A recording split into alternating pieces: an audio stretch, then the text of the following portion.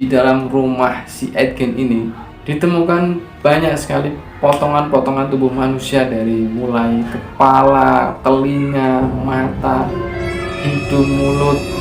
Assalamualaikum, kembali lagi di channel Lejo Project. Terima kasih yang sudah klik video ini. Oke, minggu ini Lejo akan membawakan sebuah cerita atau kisah nyata yang melatar belakangi sebuah film di tahun 1960 dengan judul Psycho atau Psikopat.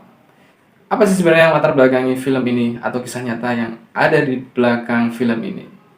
Yuk kita ulas. Nah, pada tahun 1960 ada sebuah film yang sangat populer di masanya. Ini juga menjadi pioner atau awal dari sebuah film bergenre horror misteri yang digunakan sampai saat ini. Film Psycho ini disutradarai oleh Alfred Hitchcock. Alfred Hitchcock yang mengadopsi dari sebuah novel karya dari Robert Bloch. Dan ternyata film ini atau novel karya Robert Bloch ini dilatar belakangi dari kisah seorang penjagal atau perampok makam yang bernama Edward Theodore Gein atau disebut sebagai Ed Gein. Sosok Ed Gein ini adalah seorang penjahat atau pembunuh yang kejahatan-kejahatannya dilakukan di sekitaran tempat tinggal Ed Gein, yaitu di Plainfield, Wisconsin. Sebenarnya tempat ini dulunya tidak terkenal sama sekali, sampai kemudian terkenal karena kejahatan si satu orang ini. Wah, satu tempat terkenal gara-gara satu orang yang jahat. Jadi kejahatannya diketahui oleh pihak berwajib sehingga menjadikan tempat asalnya si Ed Gein ini menjadi terkenal. Sebelum Lejo mengulas apa sih kejahatan yang dilakukan si Ed Gein ini, kita akan flashback ke belakang masa kecil dari si Ed Gein sebelum dia menjadi penjahat kelas kakap. Asal muasal sebelum si Ed Gein menjadi penjahat ini seperti apa sih sebenarnya? Kok bisa sebegitu sadisnya nih orang? Wah, sebegitu sadisnya nih orang sampai bisa membunuh atau merampok. Jadi Ed Gein lahir di La Crosse Country, Wisconsin, Amerika pada tanggal 27 Agustus 1906. Anak kedua dari dua anak laki-laki pasangan George Philip Gein dan Augusta Wilhelmine. Ed Gein memiliki seorang kakak bernama Henry George Gein, dan ibunya Gein ini sangat membenci suaminya karena suaminya ini adalah seorang pecandu alkohol dan tak punya pekerjaan tetap. Oh, gaweane mabuk ae, kerja kayak 11. Ya, seperti itu. Tapi ayahnya ini punya toko kelontong selama beberapa tahun, semacam minimarket kayak Alfamart, Indomaret dan sebagainya. Tetapi kemudian tokonya ini dijual dan keluarganya itu akhirnya pergi meninggalkan kota untuk hidup terpencil di atas lahan pertanian seluas 62,7 hektar di kota Plainfield. Kemudian menjadi tempat tinggal permanen keluarga Gein. Pada April 1940 ayah Gein meninggal, lalu kakaknya Henry dan si Gein mulai melakukan pekerjaan sampingan di daerah sekitar kota untuk membantu menutupi biaya hidup mereka. Lalu Henry atau kakaknya mulai berpacaran dengan janda cerai beranak dua. Wow, janda selalu terdepan. Dan berencana untuk pindah bersama. Henry khawatir dengan adik laki-lakinya ini tentang keterikatannya dengan ibunya. Dan si kakaknya ini sering menjelek-jelekkan ibunya di depan Ed Gein yang ditanggapinya dengan perasaan yang kaget dan sakit pastinya. Oh, si Ed Gein ini anak yang berbakti sama orang tuanya. Lalu pada 16 Mei 1944, Henry dan Ed Gein membakar habis rawa-rawa yang ada di lahan pertanian mereka. Api berkobar di luar kendali, menarik perhatian petugas pemadam kebakaran setempat.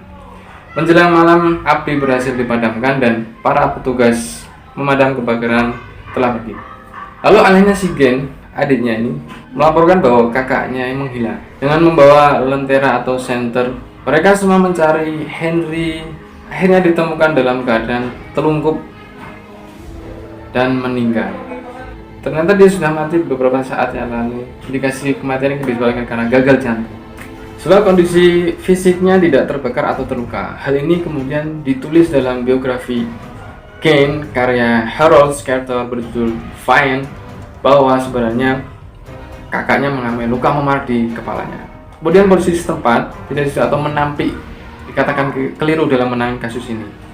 Petugas koroner daerah tersebut kemudian secara resmi menyatakan bahwa asphyxia sebagai penyebab kematiannya. Jadi si Henry dipastikan oleh petugas koroner di daerah itu bahwa Henry mati karena asphyxia.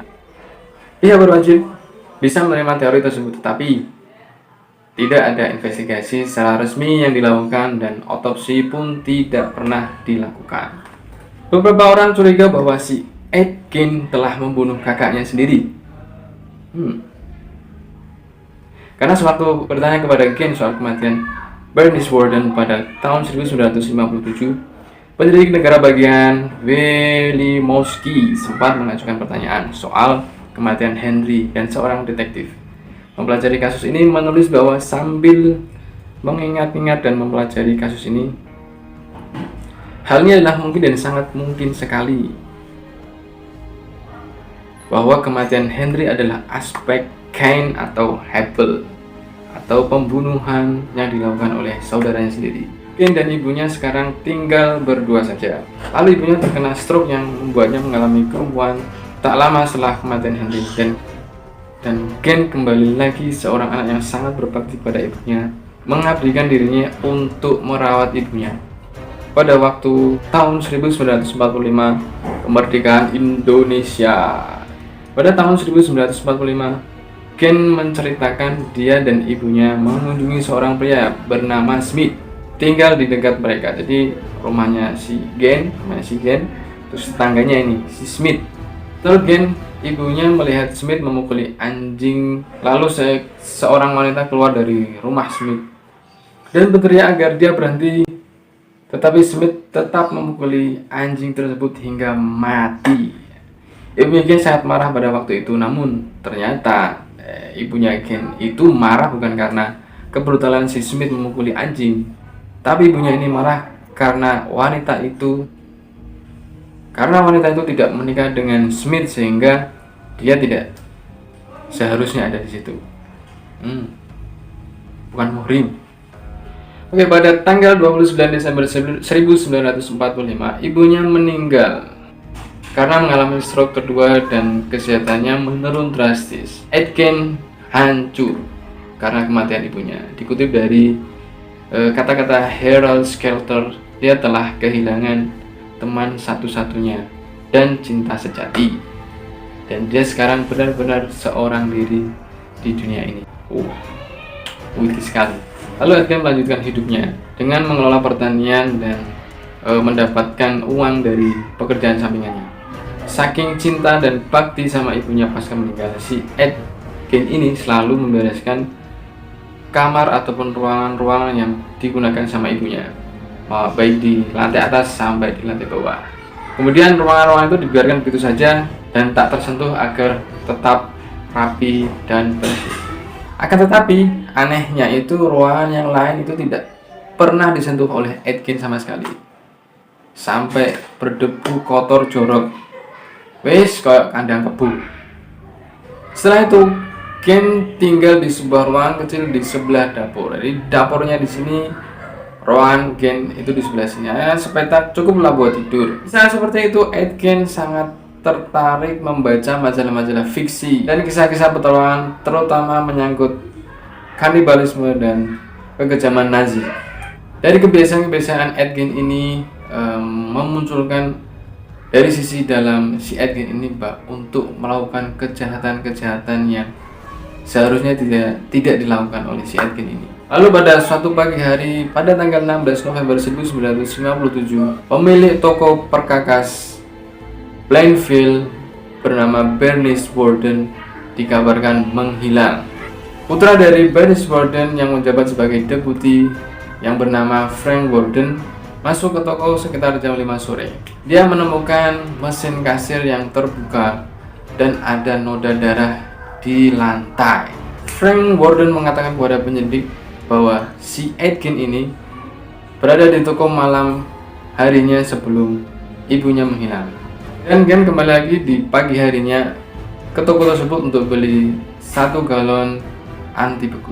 Dan struk terakhir atau struk penjualan dari tokonya si Bernice Worden ini adalah 1 galon anti beku sebelum Bernice Worden ini menghilang. Dan di hari yang sama si Ed Gein ini ditangkap di sebuah toko yang berada di West Plainfield. Lalu Sheriff Vausara menggeledah tempat atau pertanian milik si Aitken ini, dan lagi ternyata di lokasi pertanian si Aitken ini ditemukan potongan tubuh si Bernice Borden. Sadis, mutilasi. Jadi kepalanya si Bernice Borden itu dipenggal, lalu badannya itu ditaruh di atas dengan posisi terbalik, kakinya di atas, tangannya di bawah terikat. Dari pengakuan si Aitken ini, si Bernice Borden ini meninggal karena ditembak senapan api kaliber 22. Setelah itu dimutilasi. Dilanjut penggeledahan di rumahnya dan bikin geleng-geleng kepala atau mungkin tidak percaya sama sekali. Di dalam rumah si Aitken ini ditemukan banyak sekali potongan-potongan tubuh manusia, dari mulai kepala, telinga, mata, hidung, mulut, tangan, kulitnya, tulang, itu ada di dalam rumah si Aitken ini. Dan anehnya, setiap bagian tubuh itu difungsikan secara sendiri-sendiri. Contoh, ada tengkorak yang ditempel di kolom tempat tidur, terus ada mangkuk yang terbuat dari tengkorak manusia, lalu ada ikat pinggang yang terbuat dari puting payudara. Wis sadis pokoknya. Lalu ketika si Gen ini diinterogasi, ya seperti apa? Si Aitken ini mengatakan kepada penyidik, antara tahun 1947 sampai 1952, Gen telah 40 kali mengunjungi 3 lokasi kuburan yang ada di daerah sekitaran rumahnya itu. Gen telah 40 kali mendatangi 3 kuburan saat malam hari untuk menggali mayat-mayat yang baru saja dikuburkan. Seperti Sumanto ya. Pada saat si Aitken melakukan itu, atau si Aitken ini masuk ke kuburan, dia merasa linglung. Kemudian setelah si Aitken itu keluar dari kuburan, dia kembali seperti biasanya. Jadi ketika si Aitken ini masuk ke kuburan, dia menjadi linglung, dan setelah keluar dari kuburan, dia kembali normal biasa. Lalu si Aitken ini kembali ke rumahnya dengan tangan kosong. Di lain waktu, si Aitken ini kembali lagi ke kuburan tersebut untuk menggali sebuah mayat seorang wanita parubaya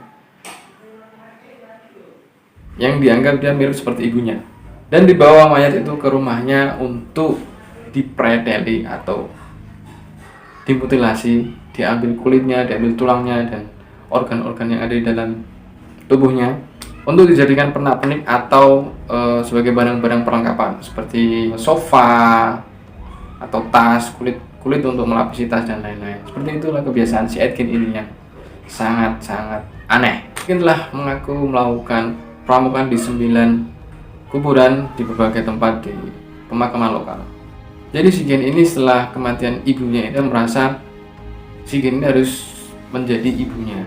Jadi setelah ibunya meninggal, dia langsung membuat baju dalam tanda kutip dari kulit manusia yang dikuliti, sehingga dia seolah-olah menjadi ibunya sendiri. Aitken juga menjadi tersangka di beberapa kasus lain. Aitken juga dianggap sebagai tersangka di beberapa kasus yang belum terpecahkan sampai saat ini, termasuk hilangnya si Evelyn Horsley pada tahun 1953. Dia adalah seorang baby sister di kotanya. Pada 27 November 1997, Gen didakwa atas pembunuhan tingkat pertama. Tapi Gen menyangkalnya, atau Gen mengaku tidak bersalah karena dia mengaku bahwa Gen itu tidak waras. Dinyatakan menderita skizophrenia atau gangguan jiwa. Secara mental dia tidak kompeten sehingga tidak layak untuk diadili. Lalu Aitken dikirim ke rumah sakit jiwa dengan tingkat keamanan yang maksimum. Pada tahun 1968, dokter menyatakan Gen ini sudah mampu atau secara mental bisa untuk berunding dengan pengacaranya. Atas pertimbangan tim pengadilan atau tim pembela. Persidangan Gen dilakukan lagi kedua kalinya tanpa menghadirkan tim juri. Lalu Ed Gein dinyatakan bersalah oleh Gilmore di persidangan kedua. Mengenai kewarasan Ed Gein, berdasarkan kesaksian dari para dokter dan ahli, bahwa si Ed Gein ini memang mempunyai kelainan jiwa. Jadi dari tim pembela ataupun tim jaksa dan Gilmore memutuskan bahwa Ed Gein ini tidak bersalah karena tidak waras. Piye toh memerintahkan si Ed Gein untuk menjalani perawatan di rumah sakit jiwa bagi para kriminal, dan Ed Gein menghabiskan sisa hidupnya di rumah sakit jiwa. Pada 26 Juli 1984, Ed Gein meninggal dunia karena gangguan pernafasan atau kanker paru-paru. Kisah Ed Gein ini memiliki efek abadi pada budaya populer Amerika Serikat.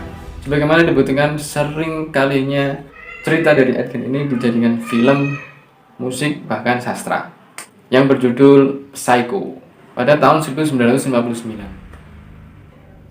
Dan setahun kemudian dari novel Robert Bloch ini diangkat menjadi sebuah film layar lebar yang disutradari oleh Alfred Hitchcock pada tahun 1960 tepatnya. Dan beberapa film yang diangkat dari kisah si Ed Gein ini dengan judul yang berbeda-beda. Aneh ya, sebuah kejahatan diangkat menjadi sebuah film atau karya fiksi. Ya, itulah kisah nyata yang melatar belakangi film di tahun 1960 yang disutradari oleh Alfred Hitchcock berjudul Psycho. Pesan dari cerita ini buat kalian yang di rumah atau pemirsa Lejo: selalu berhati-hati dan waspada dimanapun dan kapanpun kalian berada. Sikapi dengan bijak apapun yang kalian dengar, apapun yang kalian baca, apapun yang kalian tonton. Jadi jangan sampai salah jalan. Oke, jika tidak penting atau urgent untuk keluar rumah, tetap stay at home.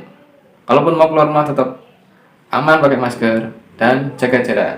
Buat kita sendiri, buat orang lain, dan buat Indonesia. Oke, sekian dulu videonya. Terima kasih yang sudah mau nonton video sampai akhir. Kalau kalian suka videonya, klik like dan komentar di bawah buat ide atau saran-saran buat video selanjutnya. Jangan lupa nyalakan notifikasinya biar kalian tahu kalau Lejo upload video baru. Dan pastinya jangan lupa buat subscribe channel Lejo biar kalian tahu info-info selanjutnya yang menarik dan menegangkan. See you next!